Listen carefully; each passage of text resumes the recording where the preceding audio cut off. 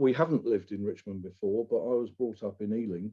And as you'll see, I knew Richmond 50 years ago. So in a sense, this is for me a return to a place that I know well.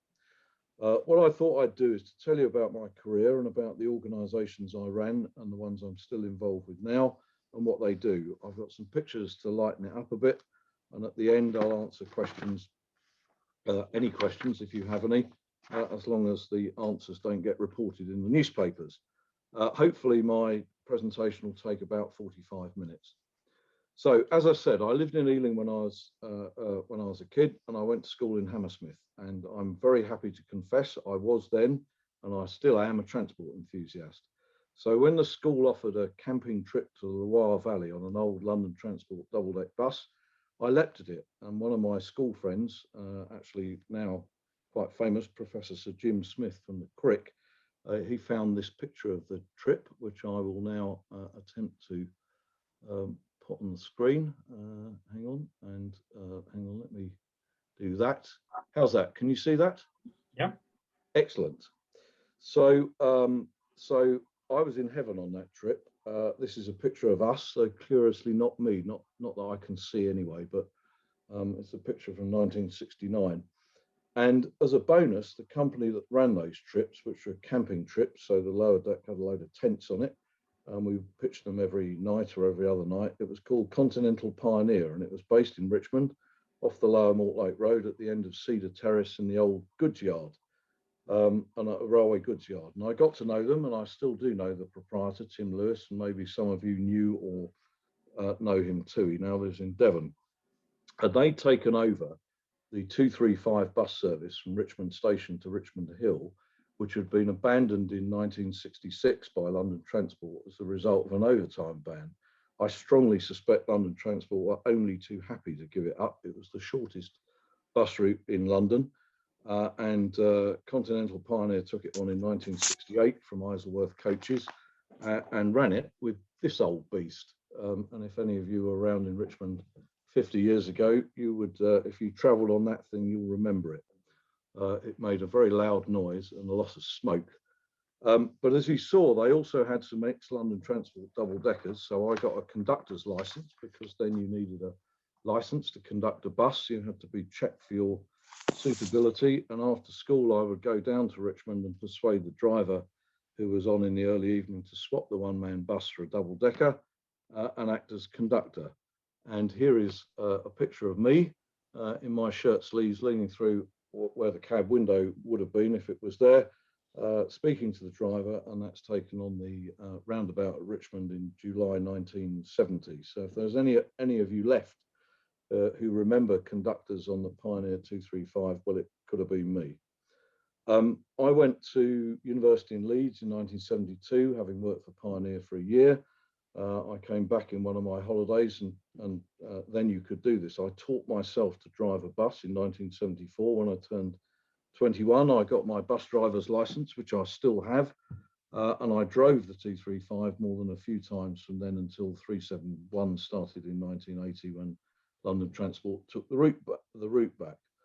I joined London Transport as a graduate trainee in 1975. And to save you endless tedium, I'm not going to replicate the next 25 years of my career, other than to say that I did conduct a bus for London Transport as well.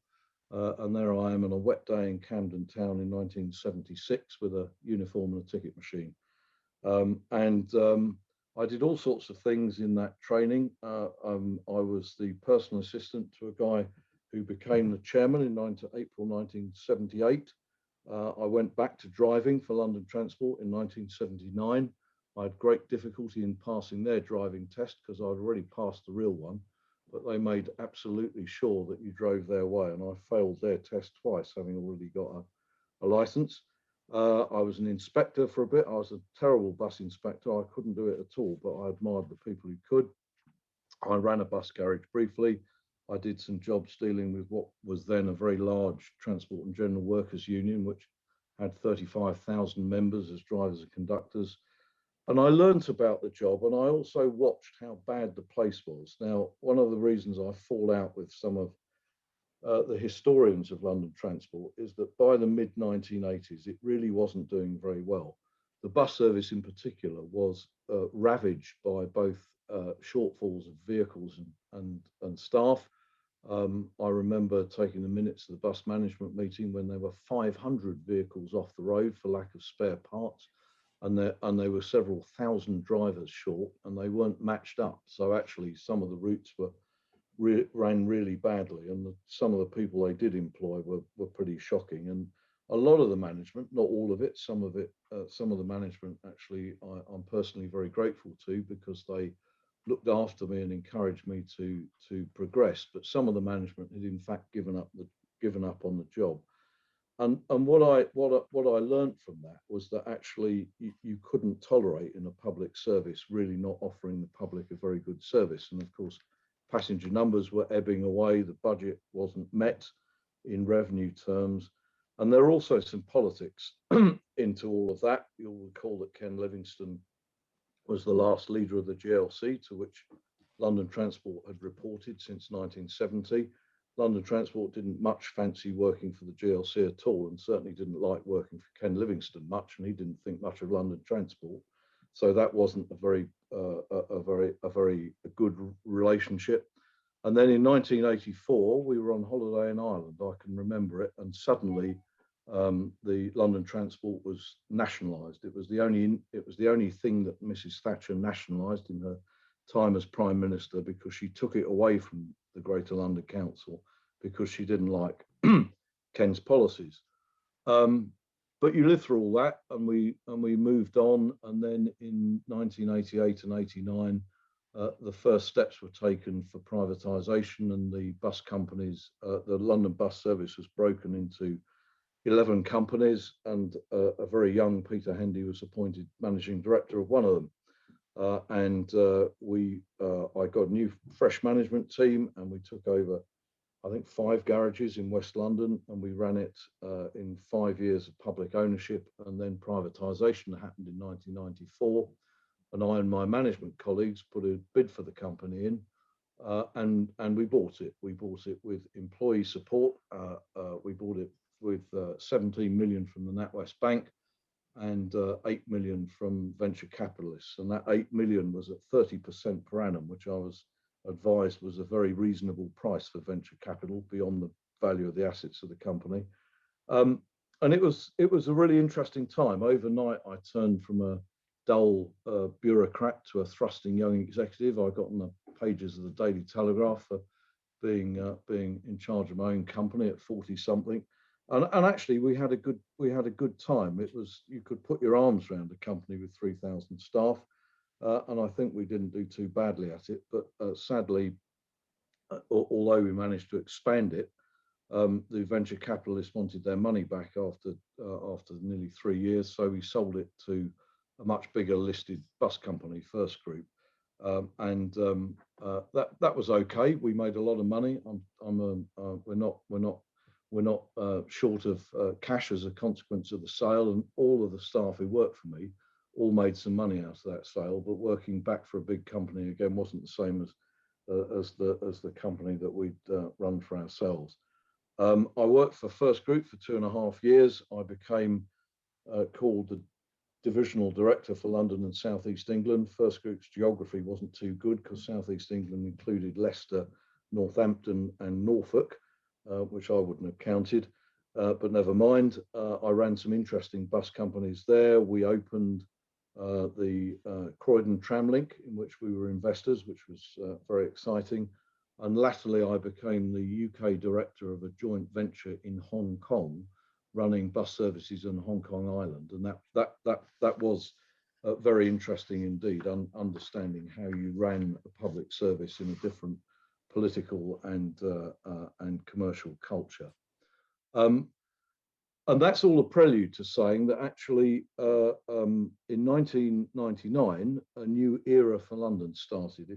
Those of you who can remember it, the Blair government decided that the London governance structure, which had been fragmented after the abolition of the Greater London Council, business didn't think it was good for the city, and the Blair government didn't either. So they did something quite radical, which is to completely reorganise London's governance and create a mayor which still is quite unusual in British politics, though it isn't in most of the developed world. American mayors are quite famous, as are mayors in various European countries, for having quite considerable power. But the Blair government passed the London Government Act in 1999, which was then the biggest act that had ever gone through the two houses of Parliament, and created the mayoralty in 2000, and with it created Transport for London, which was actually a far more comprehensive transport authority than London Transport ever was.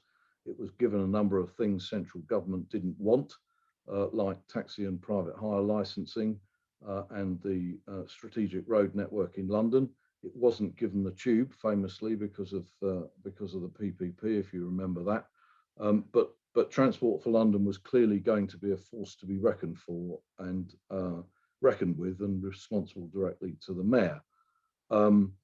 The elements of the London Government Act and how TfL works with the mayor are worth describing to you for the moment. The mayor has a statutory responsibility to create and enact a London plan that looks out over the development of London for the next 30 years or so. And he's required to have that, and he's required to keep it updated. And underneath it is a transport strategy, which shows what transport you need to enact the London plan, because development and transport go hand in hand. And that's a very powerful combination. And what I'd say to you is that actually, if you could see my shelves behind me, I've got shelves full of plans for transport in London over the last 100 years or so. But actually, all of them have one thing in common, which is nobody managed to carry out most of the things that were in them. And the difference with a mayor who had real political power, who had strategic planning powers, and a transport authority that was comprehensive and in those days quite well funded, is that you could actually get done what you needed to get done to develop the city. As you all know, Ken Livingstone appeared from nowhere as an independent candidate, and not who the guy who was the MP for St Pancras out of the park, who was the Labour candidate, Dobson, and Ken unexpectedly got elected as the mayor. And of course, Ken knew about London Transport because he'd been there before in the 1980s. He thought London Transport's management was by and large useless, and threw most of them out.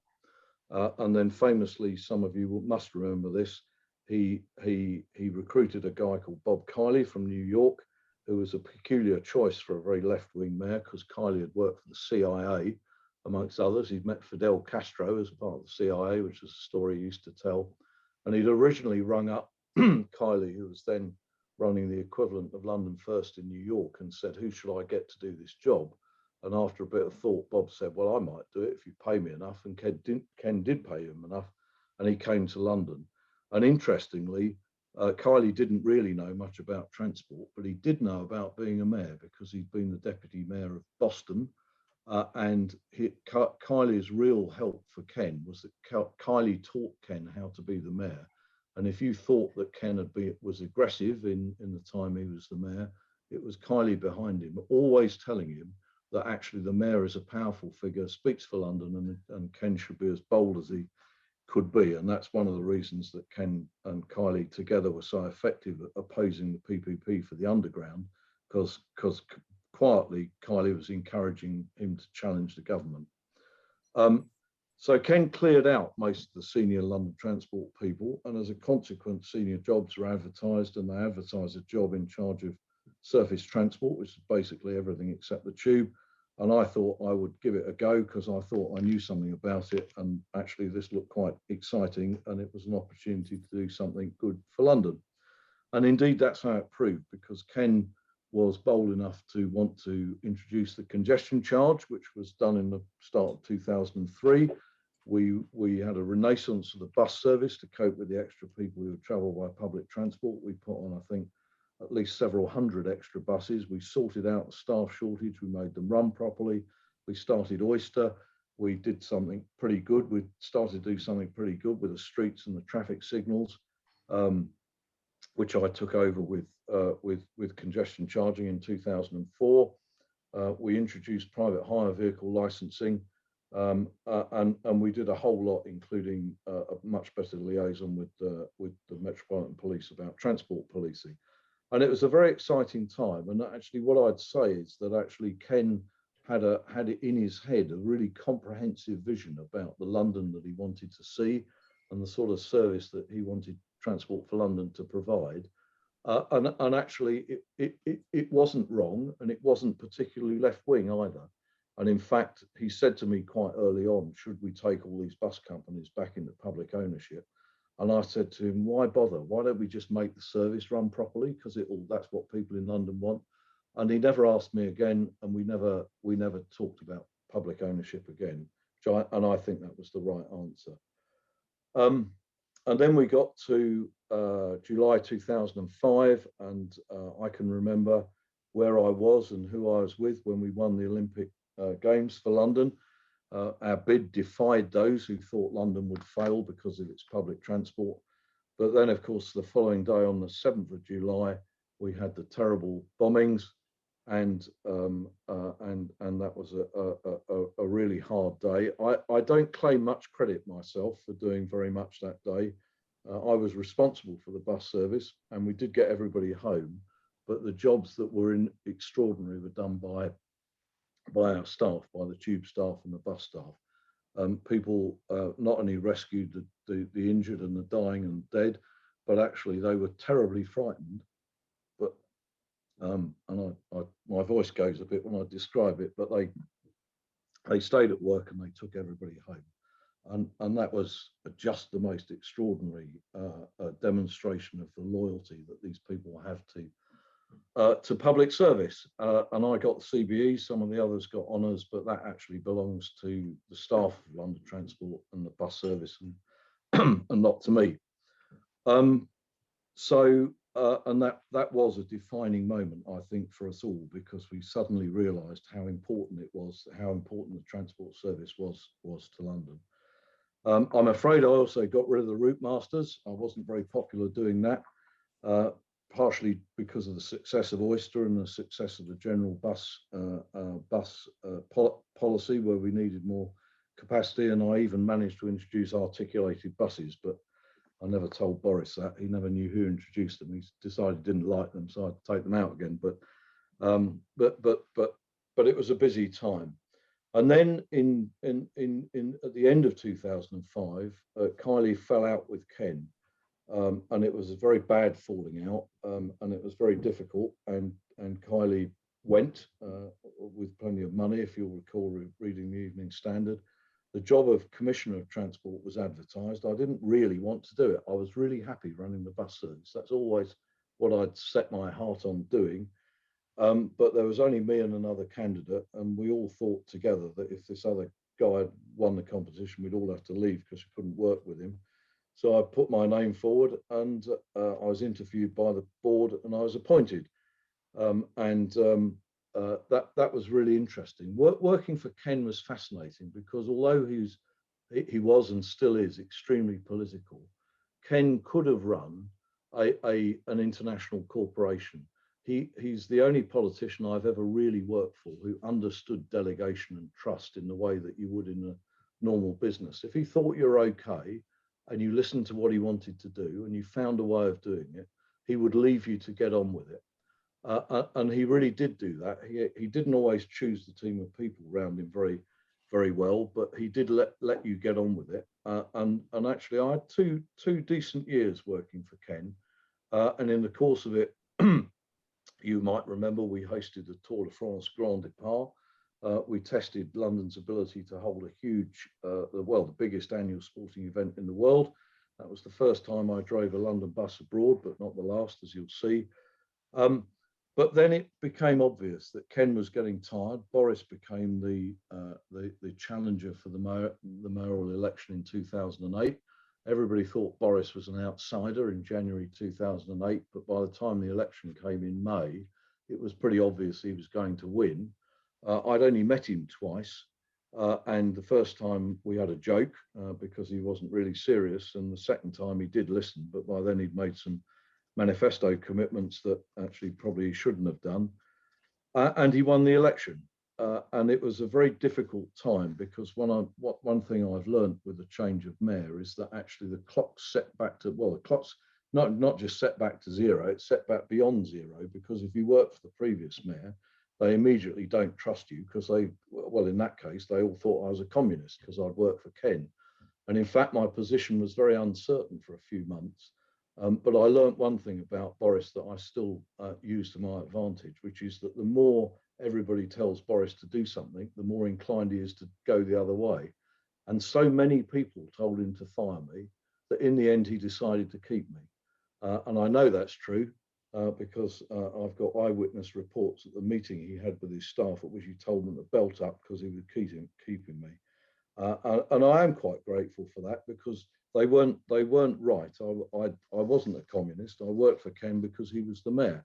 And when Boris became the mayor, I worked for him. You will remember the first thing he did was introduce a drink ban on the underground. And he was very proud of doing it. What he didn't know is we prepared it for Ken and we would have sold it to him if he'd got re-elected. So we did the same thing anyway, but he was very pleased with that. We introduced cycle hire, which was something that we would have done if Ken had won, but Boris took it as his own. He managed famously to get through quite a lot of deputy mayors. And actually in the process, I think we solidified our position as people who could deliver for him. We did, and of course he went to Beijing in 2008 and waved the flag for the Olympics coming to London. I can't show it to you because I can't move the camera around, but I've got the bus stop from the closing ceremony in Beijing on my wall as a souvenir of the furthest travelled bus stop ever in London's history. And we did some other good things. We introduced the overground. As I said, he wanted to get rid of articulated buses because he thought they were dangerous. And we decided that we would try and persuade him to keep a three-door bus, even if it had to be a double-decker. So we invented the new bus for London. And actually, despite all of the fuss about the ventilation, which was all fuss and no truth, actually there are 1,000 of those, and they're really nice buses. We got them beautifully designed by Thomas Heatherwick. And then we had the run up to the Olympics, and that really started for us in about 2010. I was asked many times by people where I was going to get the really brilliant people who were going to run the transport system during the Olympic Games. And in the end, I decided that actually if the people I'd got to run the service in London weren't good enough for every day in London, then they weren't good enough for the Games, and there weren't any better people. So actually we did it ourselves. We didn't get anybody in that was new.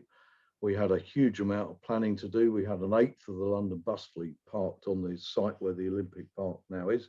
Had to move all of those. We had to deal with the IOC, who were dreadful. People I never wanted to meet again.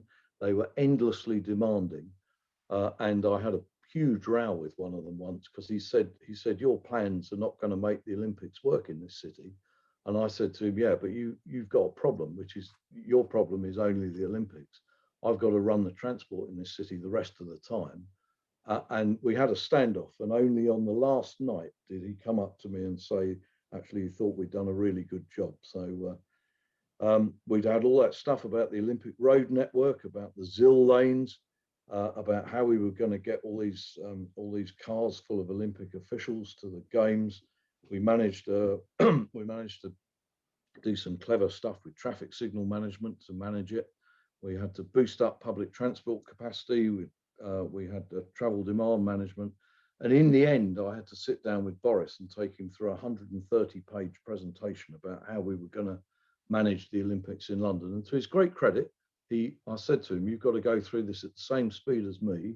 And at the end of it, you've got to know as much as I do because you're the mayor and you're going to have to account for what we're doing. That's not to say that I didn't think that I'd be fired if it went wrong, but actually he did do that, and he actually understood what we were going to do. And we worked with everybody. We worked with the transport companies, big employers. We worked with the logistics companies.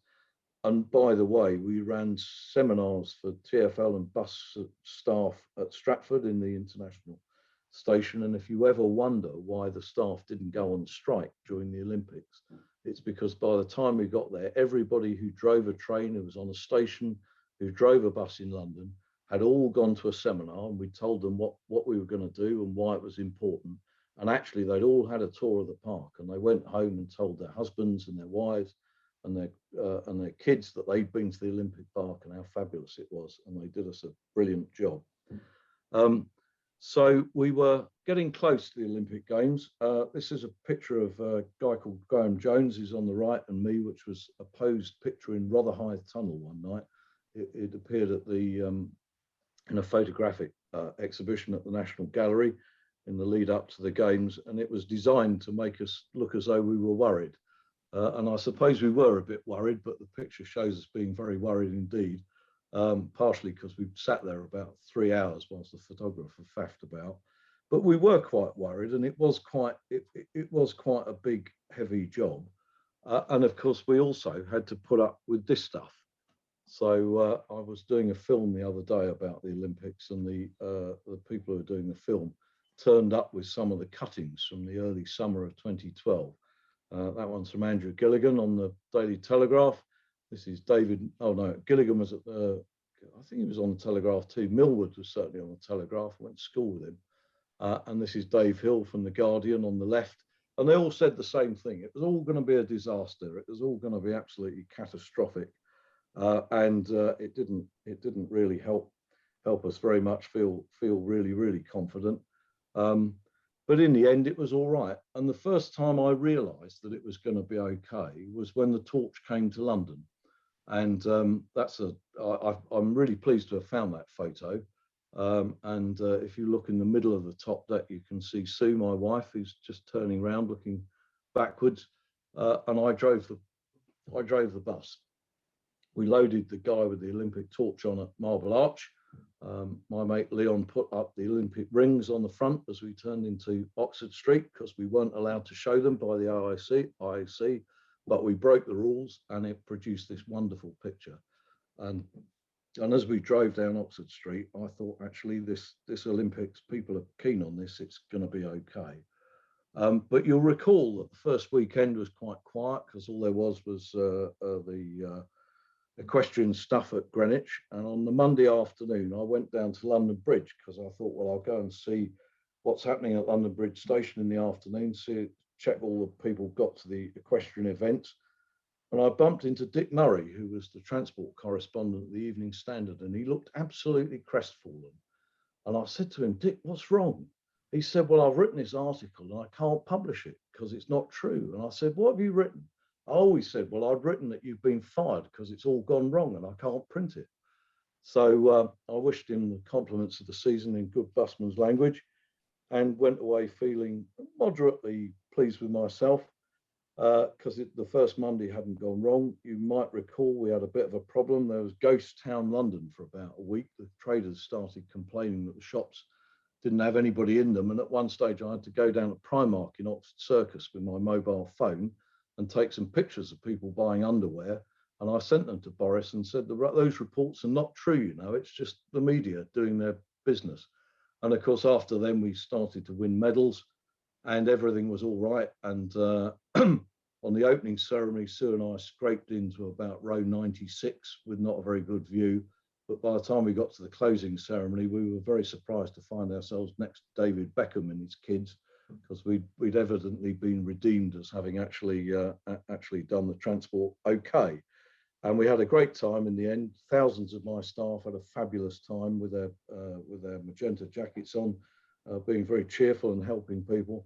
And of course, in the end, actually, the ZIL lanes were pretty useless because the Olympic family, even the officials of the IOC decided it was easiest to get to Stratford by tube, and that's how they went. And it was a good feeling. And actually, by the last night of the Paralympic Games, we did think that we'd really done not a bad job, and it sort of gave us a license to feel okay, as long as you do the job for London every day. And you should never forget that. One of the things that I instituted with Boris was that I would text him every morning to say how the services were running. And it was good for him because it gave him stuff. You don't want to be answering questions on Nick Ferrari and not know the Northern Line's been stopped, because somebody will tell you on the phone. But it was also good for him because I was able to remind him every morning about how much Transport for London did for the city. And in the end, I did it every morning, including Christmas Day. And we didn't run anything Christmas Day, but even on Christmas Day, I reminded him that we had several thousand people out repairing the track and doing all the jobs that you need to do. And the moral of that is just that actually you've got to keep London going, and everything else is secondary to it. But if you've managed to do it reasonably, then you've got a bit of space to do something else too. So then we'd done the Olympics, we relaxed a bit, and then it turned out to be the 150th anniversary of the first tube line, or the first underground railway in the world.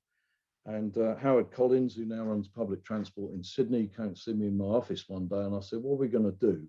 And Howard said, "Well, we might get this locomotive. This is the original Metropolitan Railway number 1. We might get it down there and make a bit of light steam." And I said to him, "No, we're not going to do that. This is our railway, and we'll do it properly." So we did. We ran Met number 1. We borrowed some original 1890 coaches from the Bluebell Railway. At the other end of that train is an electric locomotive called Sarah Siddons from 1922, and we ran it on a series of Sundays in January 2013. We took Boris on the first trip, and Sue and I were sitting in the compartment with him, and as we swirled into the tunnel with the smoke whirling in through the windows, you could see he was absolutely transfixed and was moved immediately to London of Charles Dickens and Arthur Conan Doyle and Sherlock Holmes. And when we got to the other end and we asked him to make a speech in the restaurant at St Pancras Station, he stood up, and I was standing next to Mike Brown, who was then running the Underground as the managing director. And that was the first speech that Boris had made since he became the mayor in May 2008, where he hadn't either said we could do the job better or cheaper. And he was so transfixed by what we'd done with this steam locomotive that he just said we were absolutely wonderful. And I said to Mike, "It's taken us 4.5 years to get here, but we've done it." He actually thinks we're all right. So, and of course we had a bit of fun, and you wouldn't be surprised to know that I jumped on the engine, though I didn't drive it at the time, because that's not something I'm qualified to do. And after the Olympics, we carried on. We felt a bit better for ourselves, and we tried to engender trust with our customers. We introduced contactless cards. Every journey matters. Never forgetting that you're only ever as good as your last rush hour, because you never should in public transport. Along the way, my friend John Smith from GB Rail Freight named a locomotive after me. That's very nice. I still track it around the system. People send me text messages saying they've seen me at York, and they don't mean me, they mean the locomotive. We hosted the Tour de France again in 2014 when it went to Yorkshire in its 3rd day, and that enabled us to take a couple of buses to Paris. So I have actually driven down the Champs-Élysées in a route master, which was really good fun. We did the cable car, less said about that the better. And we also started Crossrail 2, which is sadly not going anywhere just at the moment.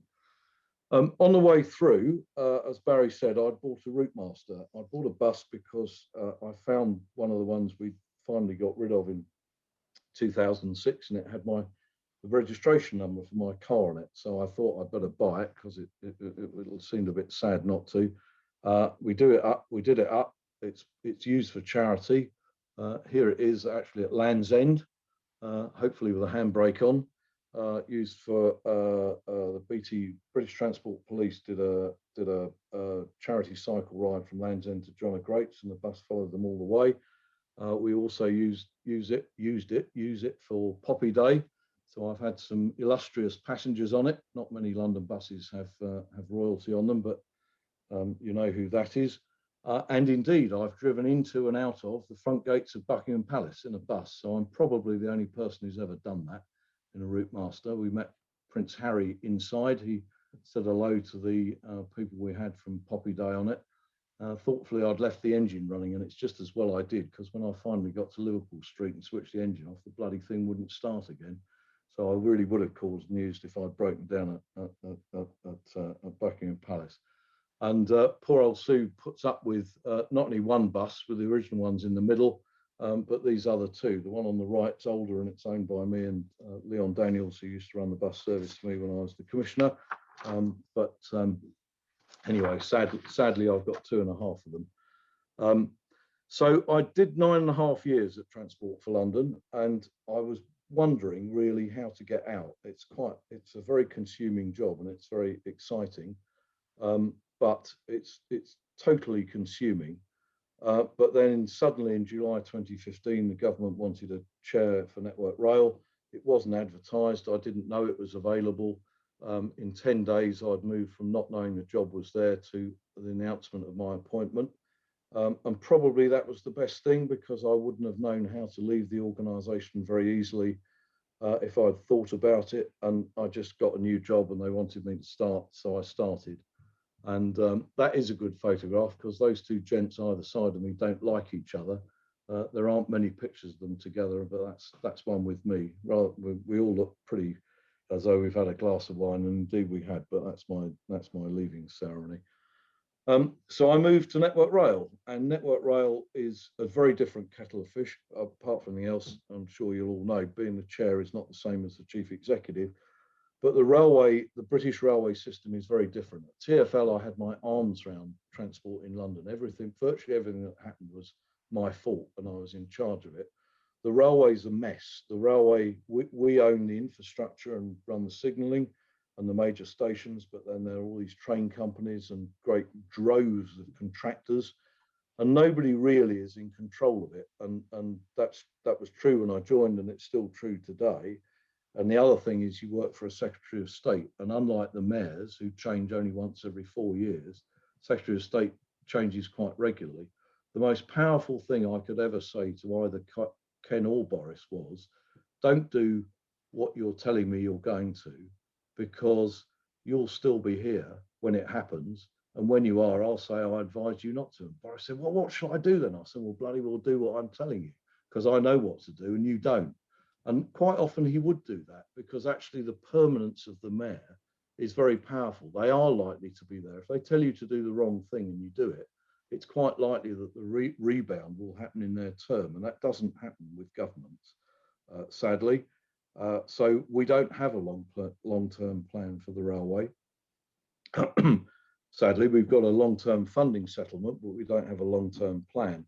And that all came home to roost in May 2018, when you'll recall that the timetable went badly wrong in the north of England, and it went badly wrong at Thameslink. And poor old Chris Grayling, who was the Secretary of State, found himself to blame, because nobody else was. We'd caused, Network Rail had caused one of the failures in the north of England, and the train company had caused the other one, but it was only Grayling, it was only at the Secretary of State's level, excuse me, that these things came together. So he got Keith Williams, who was the former Chief Executive of British Airways, to sketch out how the railway should work. Keith's done his job.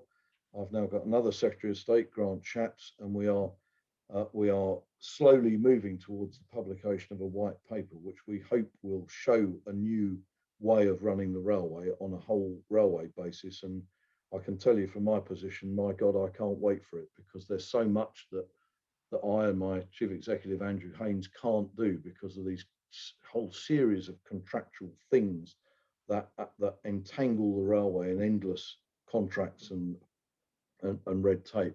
And people don't trust the railway like they trust TfL. People don't trust the fares system. They don't think the railways run properly. People write to me and complain about their trains, and I have to send them somewhere else because the trains aren't mine. And meanwhile, we're consuming huge amounts of public money, and we need to spend it better and account for it better. But the reason, of course, for doing it is because, despite all that, connectivity is still the best way of driving economic growth, jobs, housing, and social cohesion. And when we talk about assets, actually, Network Rail doesn't have a lot of assets. It's got a bag full of liabilities of enormous consequence. 17,000 bridges, I think, endless tunnels and viaducts, and they are liabilities and they're not assets. But very much closer to home, here is one of our assets in its best days. When it was new, you must be able to work out where that is. It looks nice like that. It's our freehold. The leasehold is South Western Railway. Now, it could look like that, which is Surbiton, which is a rather bad picture taken on a nice day. And I think the next one is a picture I took on Sunday, which wasn't such a nice day. But Surbiton is of the same age as Richmond. It's been very nicely done up by the railway with some historic English heritage funding, I think, and some from the Railway Heritage Trust. And our station really could look like that if we tried hard. Sadly, of course, it doesn't. But one of the things that, and the inside of Surbiton looks like that, whereas the inside of ours looks nothing like it. And that's the original inside of Richmond. Now, in fact, we think, my colleagues at the Railway Heritage Trust, which Network Rail gives £1 million a year to, we think that that rather fine bronze frieze with LMS and Underground and inquiries is actually underneath the rather naff stuff that's there now, and the same is true of the outside. And of course, there's a lot of detritus in the circulating area which shouldn't be there. But we think that Richmond could look like Surbiton, and I hope you'd agree with me that one of the things that I probably ought to do with my spare time is to put a little bit of effort in persuading SWR and our own people that we should do something about Richmond Station. And I will be aided by the fact that the new managing director of South Western Railway, who starts on Monday, is a woman called Claire Mann, who used to run the London bus service up until recently. Who's a good friend of mine, and one of my first jobs is to take her for a coffee in Richmond and point out how awful the station looks and how much better it could look if SWR and we work together to make it look nice. Now, this is one of the two halves of the sign that used to stand outside the station, and actually it's owned by the London Transport Museum, and I've got them to agree that if we do the station up a bit, or actually even if we don't, that they'll lend it to me to put up on the station as a reminder of Richmond Station's days of greatness in the 1930s. So that's work in progress. I don't promise it will be quick because nothing on the railway is quick and everything costs a lot of money and takes a long time. But I am working on it. And that brings us almost up to date. So I'm still chairing Network Rail. I've just been appointed for another 2 years. You will have seen that the new Secretary of State, Grant Shapps, has given me a load of extra jobs, including the schools restart last year.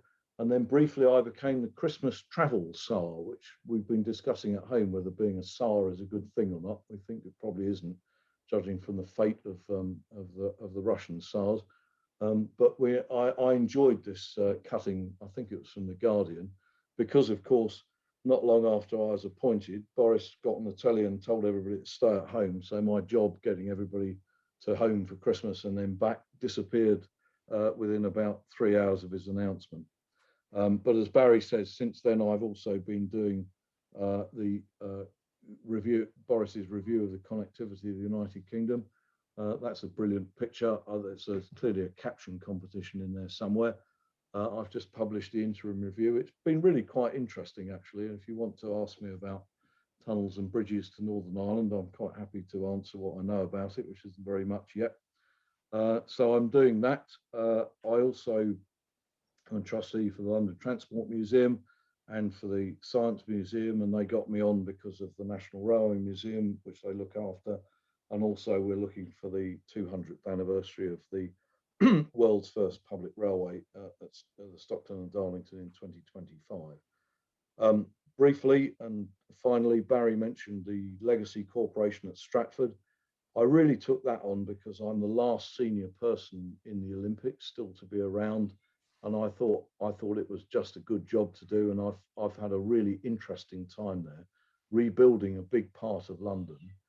And doing it right for the local community and the local economy is a fabulous job. I've got a brilliant chief executive, and it's really, really interesting. And certainly I find when I go to every time I go to the Olympic Park, I get completely uplifted by how much has been done and what there is left to do. So just two other brief things. One of the things you can do with an old bus is to run it in service if it's licensed properly, which mine is. And one of the things that we do every year is to run a bus service to a place called Imber on Salisbury Plain, which is in the middle of the Salisbury Plain training area. The village was evacuated in the middle of the Second World War for the army to practice the Normandy invasions. Nobody's lived there for 70 odd years and 80 years, I think. But we managed to get permission from the Ministry of Defence. So once a year, we run a bus service to Imber. It doesn't always turn out quite like this. This is a photograph at the end of the day. But we do it. It's a proper licensed bus service. We charge fares. We have buses with conductors. We obviously have some buses with wheelchair access for people with disabilities.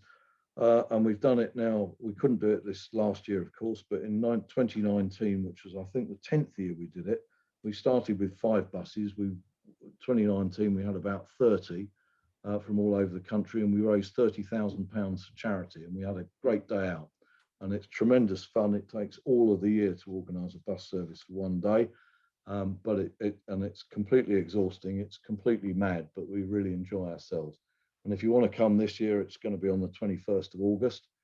And then nearer to home, the London Bus Museum at Brooklands, which I'm the president of, which has a great collection of London buses. They would have had an open day on the 11th of April this year, but they can't open the museum because the government regulations don't allow it. So instead, they're going to have a running day on Route 65 on Sunday, the 11th of April. So if you go out on the 65 on Sunday, the 11th, you'll find an awful lot of old buses going up and down, including 1 or 2 of mine.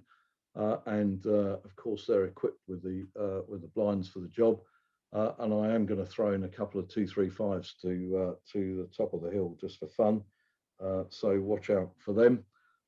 Although it says so on the front, in fact, they won't be turning up at our house because you can reduce the value of property if you turn up too often with the London bus and park it outside. But I have proved that you can get a bus up Mount Ararat Road, not the 337 that got marooned up there the other morning. But here is my one of my buses outside our house. So that probably won't happen on the 11th of April. And Barry, that's about it really. I've just about 45 minutes, I think. So if you're happy with that, I'll answer some questions. Very good at sticking to a timetable, Peter. Obviously. Well, not often.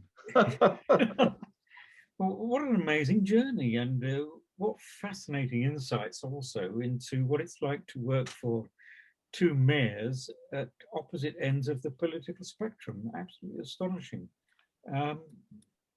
There are questions, I'm sure, but can I begin with one of my own, if I may, Sir Peter, which is this, that the layout of Richmond and routes through it have bedeviled generations of transport executives. And do you have any idea for improving transport here?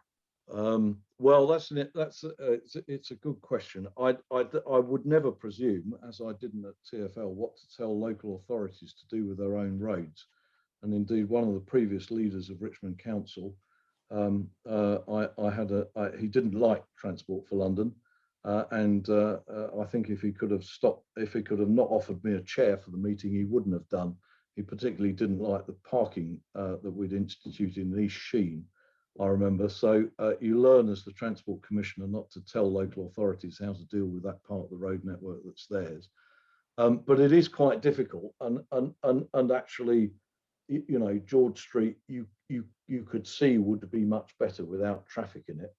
But the problem with traffic is if you take it out of one street, you've generally got to put it in another, and actually, you know, that is the traffic engineer's real difficulty, which is people don't want it where they don't want it, but they would quite like their car and other traffic and the bus service nearby. And it is a conundrum. I can see that you could exclude traffic from George Street at a cost of sending it all round the back and round Paradise Road, but it's pretty hard to see how you do it beyond that. And even if you managed it with cars, you've got to get the bus service through, because the bus service in Richmond clearly provides a service for a lot of people. But I'm inclined now, bearing in mind I've got the railway to look after, I'm inclined to suggest you get the leader of the council and his traffic engineer down and ask them some questions. But it isn't easy to solve. And what you can see and what's going on in London now is that the fight for road space, which is between general traffic, cars, delivery vehicles, goods vehicles, buses, and cycles and pedestrians, is as hard now as it's ever been. And one person's solution is clearly another person's problem. And I am avoiding the issue a bit, which I wouldn't if I was really responsible for it. I think there are some things to be done, and George Street in particular could do with some things doing to it. But you've got to remember that the people who travel by bus to and from and through Richmond, and you must look after them in a way that doesn't deprive the town centre of retail trade.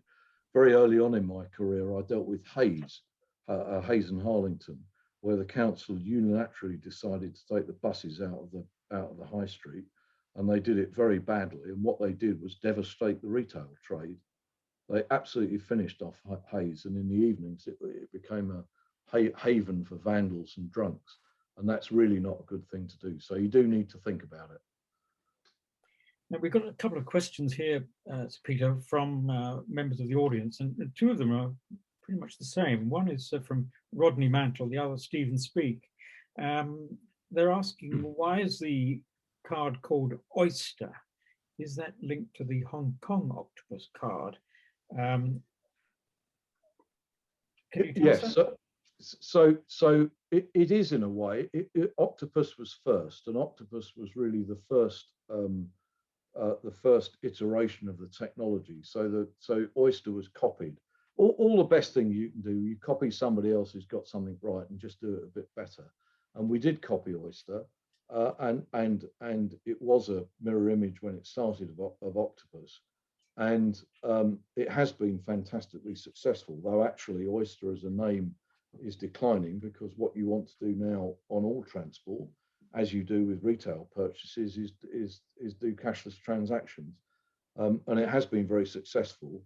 And actually, if anything, the railway is a hopeless outlier, because on the railway we've still got cardboard tickets and ticket offices and confusion about how to pay and how much you pay and whether you've got the best journey. Whether you've got the best price for your journey. And actually, that's one of the reasons we need a change in railway structure to fix that, because it's not good. I see one of them says, if so, is the underwater theme a reflection on the financial situation? And the answer to that is that actually I think it's very sad that TfL is so strapped for money.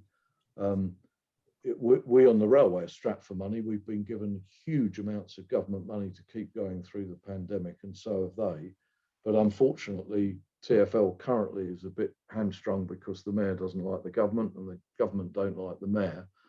But there is relief, because TfL's run by, after I left, it was run by Mike Brown, who's brilliant. He's recently gone. He's taken on a retirement job, which even I would blanch at, because he's decided to become the chair of the body to rebuild the Houses of Parliament. And I said to Mike, you had one like a crappy old Victorian infrastructure, now you've taken over another. I couldn't believe it. But anyway, he's a glutton for punishment. And the guy there now is called Andy Byford, and he's brilliant. And Andy was at New York, was at the MTA for New York for a bit. And if anybody can run TfL well with much less money, it's Andy. And I think he's fantastic. And I think whatever the government give him, he will manage to do a good job with it. Thank you. And now, Rick Smith, you've got a question there. Are you able to unmute yourself and ask the question? Rick? You may not be able. It may not be able to ask. Hang on, I might be able to do it for him. Is it Rick? Hang on. Yeah. Let me see if I can do it, since I appear to have mysteriously control. Is it Rick Smith? Rick Smith. Right, hang on, I can do that. I can ask him to unmute, which I've done. I'm not sure I can actually unmute him. Rick Smith says he has no microphone. Oh, he has no mic. Well, we will ask the question for him, which is, what do you think of this week's national bus strategy? Well, actually, I think it's really good. I didn't have much of a hand in it, though. I found myself, without knowing it, referred to by Boris in virtually the first big speech he made as the Prime Minister in Manchester, at which he referred to buses being good things to do. And actually reading it, it's very comprehensive and very good, and hopefully will result in a resurgence of the bus service outside London, which is what in most communities in England it really badly needs. Okay, the next one is from SJ. I don't know who SJ is, but if you're able to unmute, ask your question. Hi to Peter. I'll declare I do work for Network Rail. Hi. Nice to meet you. I'm your sourcing director. All right, brilliant. Well, I haven't said anything rude about No, what you haven't. You're good. One of the eyesores for me personally is the Hammersmith flyover. I'm sure you've been over that many, many times. What do you think of it? And do you think it could be re-engineered underground? Because for me, it's an eyesore, but for others might think differently. Well, it's hard to disagree it's an eyesore. Actually, I'm afraid I know rather more about Hammersmith flyover than I'd like to, because some of you will recall that in Christmas 2011, which is the last Christmas before the Olympic Games, in fact, this is a good story. I was on my way home with Dave, my son, and we were at Paddington Station. And in fact, we just started to have a glass of champagne in the champagne bar that used to be on the lawn, the concourse there. And my phone rang. And somebody from TfL rang me up and said, I don't think you'll want to go, you're going to want to know what I'm going to tell you.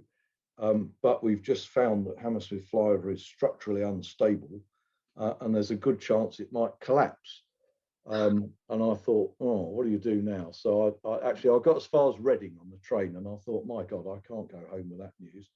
So Dave went back to Bath, and I went back to the flat, and we went into work the following morning. And all my roads people were there, and Leon Daniels was there, and Garrett Emerson, who's then in charge of the streets bit. And we got a bloke on the phone from Cambridge University. He said, well, do you want the good news or the bad news? And I said, well, either order will do. And he said, well, the good news is that there are only 4 structures like this in the United Kingdom. And I said, well, what's the bad news? And he said, well, one of them's already collapsed, and you've got one of the other 3. And the flyover is a really peculiar construction. It's if you next time you're there, if you look underneath it, it's built like a series of slices of bread, which are compressed together by, if it was a suspension bridge, the cable would be above the pieces, but the cables that hold it together are actually within voids within the concrete. And what had happened over the years, the thing was designed, this may be too much detail, but I find it interesting. It was designed to have a heated road surface, so you didn't need to salt it, so that the salt wouldn't get into the concrete and rot the steel cables. But the heated road surface never worked. So the highway engineer, ever since it was built in 1960, had said, oh, well, we'll put salt on instead. And they put 50 years of salt on it. And then one of our engineers went up, and I've been inside it. You can climb up underneath. If you look underneath, there are circular holes, and you can climb inside it. And they went inside to check the cables and found most of them had rusted away. So we had a bit of a crisis. And if you remember, we closed it. We put scaffolding all around it. Boris went in it. Leon and I got him to climb into it's a bit claustrophobic inside, I can tell you. But anyway, we got the mayor inside it, and we showed him how bad it was. And he said, well, you better fix it because the Olympics are coming. So we thought, oh, yes, we had. So, and we did fix it. It's been fixed by some very complex and very clever engineering, so it isn't likely to fall to pieces. And it's probably good for another 30 or 40 years now, but it isn't very nice.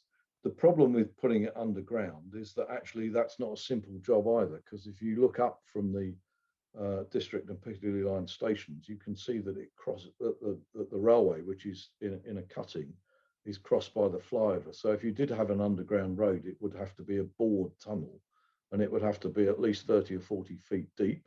It would go past the water table because the Thames is above it, is above that level. And it would be a rather complex and costly piece of engineering. And we have looked at it. We did look at it in my time at TfL.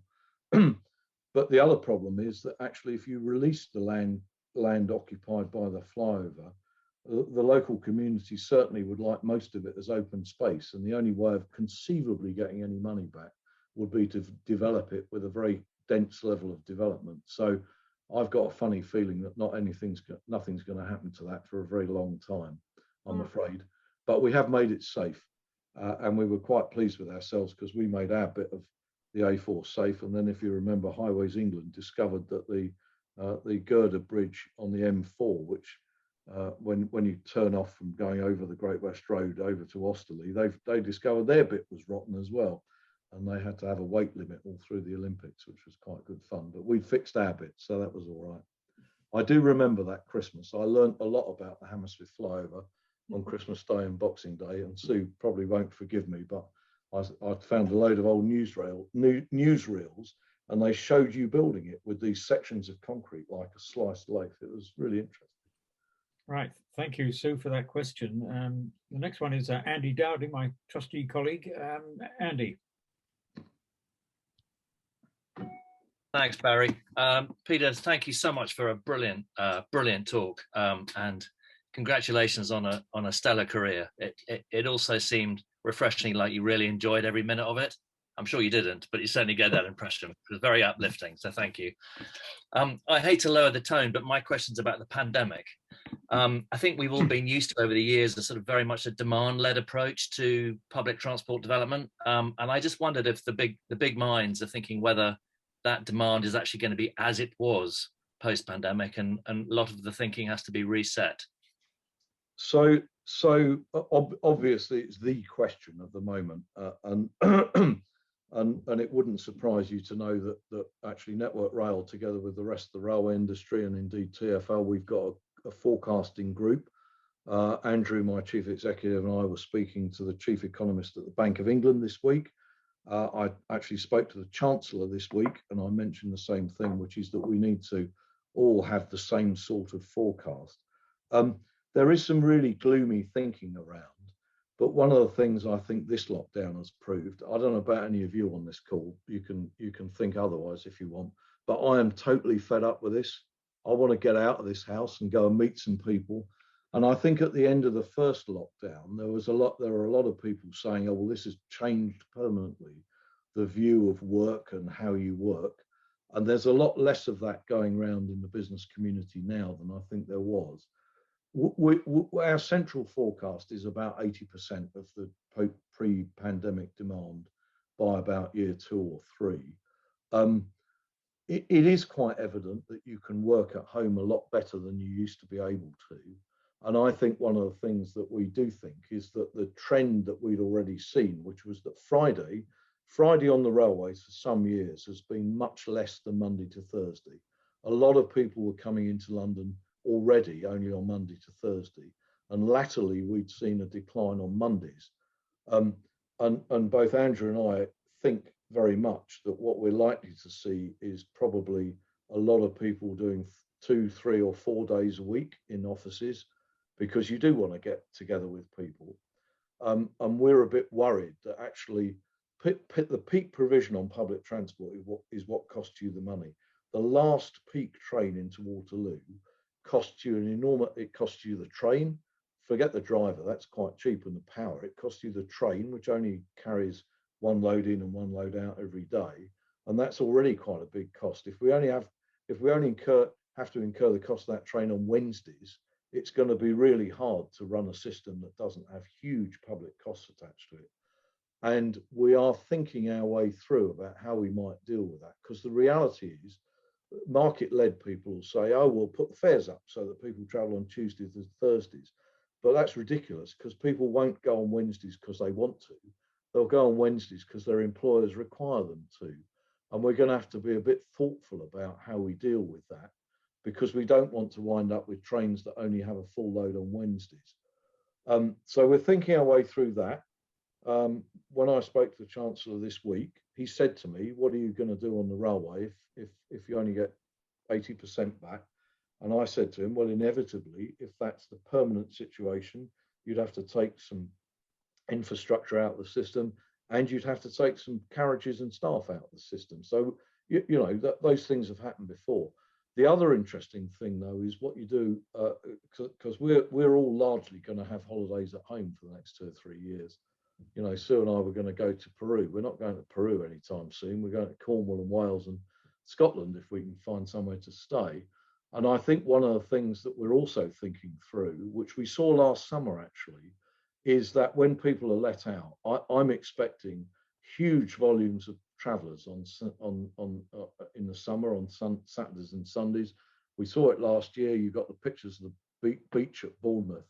The trains to Bournemouth were packed, rammed to the doors with people, and I think we're going to get the same again. And actually, the railway and Network Rail as part of it is going to have to get its act together, because we shouldn't be repairing the railways on Sundays in the summer. If everybody wants to go to Brighton and Blackpool and Bournemouth and Scarborough, we should be finding a better way of doing it. So we're going to have a lot of work to do, and we are realistic. On the other hand, actually, if you put your mind back to last autumn when things were getting back to normal, public transport use was still fairly low, but road traffic volumes in London had already got back to 95%.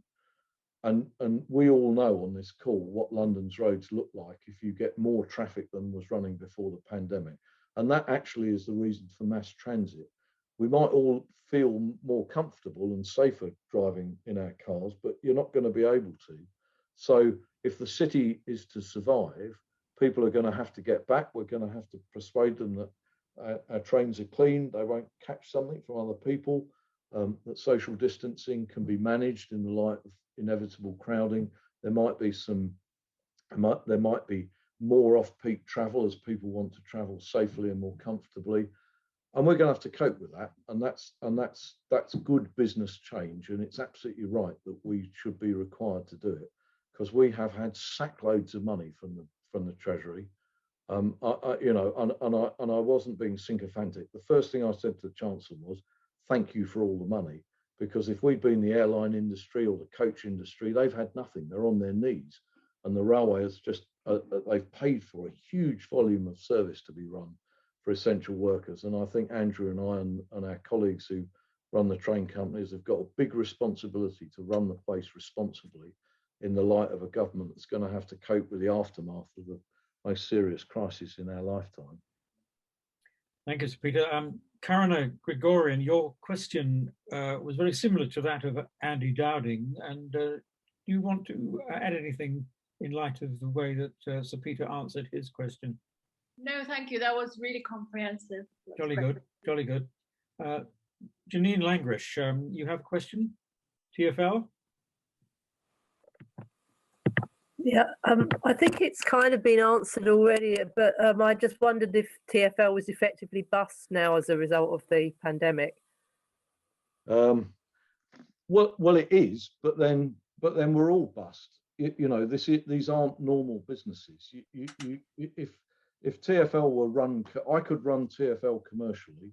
I would put the fares up in peak hours so high that most of you couldn't afford to travel, and I'd reduce the demand to a level of peak provision which I could sustain with off-peak services. But of course, that's not why you run a transport system, because actually the real utility of a transport system is to get people to work to create economic value, and to school and to hospital and to all leisure and all the other things. And that's why you pay for it, part of the cost of it, out of the public purse. And if Andy Byford were on here, he would definitely say to you, it's not bust. It's very hard to manage with a very tight budget, and he may have to do some things that I would have found very uncomfortable. If you don't have enough money to run all the bus mileage that you'd like to, you can't do it. You'll have to take some of it out. The question is where you take it out and who you inconvenience by doing it. And one of the things that you have to judge is the best way of saving money is to reduce the peak service. But if that results in people not getting to school and to work and to hospitals, it's the wrong thing to do. And that's why you have to make some very difficult choices. But it's no more bust than every urban transport undertaking in the world. The only ones that aren't bust are actually in Hong Kong and Japan and Singapore, where in fact, what you've got is a property company that happens to run trains rather than a railway company that happens to have a bit of property. If you want the secret of the Hong Kong Metro or Japanese Railways East, I know a guy from Japanese Railways East quite well. And when he tells you about the company, he opens a big book and shows you all the skyscrapers they own. And then at the end, he said, oh, yeah, and we run trains between the stations underneath them.